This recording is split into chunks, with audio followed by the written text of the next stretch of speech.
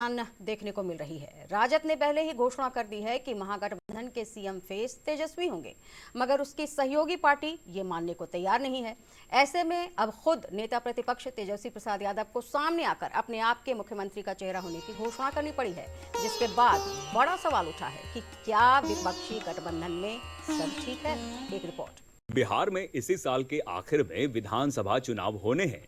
NDA की तरफ से ये स्पष्ट हो गया है कि नीतीश कुमार के नेतृत्व में चुनाव लड़ा जाएगा, लेकिन बिहार में महागठबंधन का चेहरा कौन होगा ये तय नहीं हुआ है।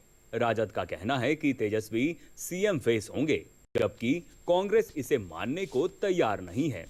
ऐसे में तेजस्वी यादव को खुद सामने आना पड़ा है। पटना में आयोजित मुसहर भुइयां सम्मेलन संवाद कार्यक्रम में तेजस्वी ने साफ तौर पर खुद के सीएम फेस होने की घोषणा कर दी। उन्होंने ऐलान कर दिया कि जिस दिन वो मुख्यमंत्री बनेंगे, इस समाज का भला होगा।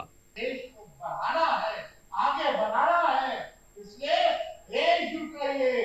अगर आज मुद्दे की बात नहीं कीजिएगा, बेरोजगारी, महंगाई, पलायन, गरीबी, किसान, मजदूर की बात नहीं कीजिएगा, तो ये लोग आने वाले समय में आप ही जो मंडल हिंदू है उनको शोषण करने का काम करते रहेंगे। इस बीच पार्टी के एक प्रवक्ता मृत्युंजय तिवारी ने महागठबंधन में गर्मी और बढ़ा दी है। उन्होंने कहा कि तेजस्वी 2020 में सीएम फेस थे, इस बार भी हैं। साथ ही पार्टी 243 सीटों पर चुनाव लड़ने की तैयारी कर रही है। इसका साफ मतलब ये है कि राजद कांग्रेस को इस बार विधानसभा चुनाव में एक भी सीट नहीं देने का मन बना रही है। ऐसे में अब सवाल उठ रहा है कि इन सब के जरिए ज्यादा सीट के लिए राजद पर कांग्रेस प्रेशर बना रही है। कांग्रेस लोकसभा चुनाव के अपने अच्छे स्ट्राइक रेट का हवाला दे रही है। पार्टी को इंडिया गठबंधन का हिस्सा रहते हुए 9 सीटों पर चुनाव लड़ने का टिकट मिला, जिसमें 3 पर जीते, जबकि राजद 22 सीटों पर लड़ी और 4 जीती। इस बीच निर्दलीय सांसद पप्पू यादव को अहमदाबाद में आयोजित कांग्रेस अधिवेशन में शामिल होने के लिए न्योता दिया गया। पप्पू यादव की कांग्रेस में एंट्री बिहार चुनाव को देखते हुए बड़ा फैसला माना जा रहा है। इससे लालू परिवार की परेशानी बढ़ी हुई है। इस बीच पप्पू यादव ने भी तेजस्वी पर अपराध को लेकर हमला कर दिया।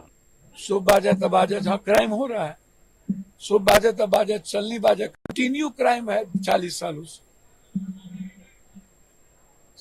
एक साल पहले ये भी तो सरकारें में थे ना, नहीं थे? तब क्या क्राइम का डाटा घट गया था क्या? दरअसल राहुल गांधी चुनावी साल में 3 बार बिहार आ चुके हैं। उन्होंने दलित समाज से आने वाले राजेश राम को प्रदेश अध्यक्ष बनाया। युवा चेहरा कन्हैया कुमार को आगे किया गया।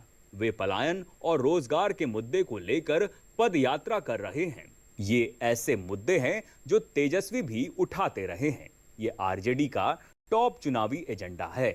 पद यात्रा में राहुल खुद शामिल हुए, मगर परेशानी यहां से शुरू हुई कि वो भी तेजस्वी को महागठबंधन का सीएम उम्मीदवार नहीं मान रहे हैं। ब्यूरो रिपोर्ट, दूरदर्शन समाचार, पटना। बाढ़ में कांग्रेस नेताओं ने पलायन रोको नौकरी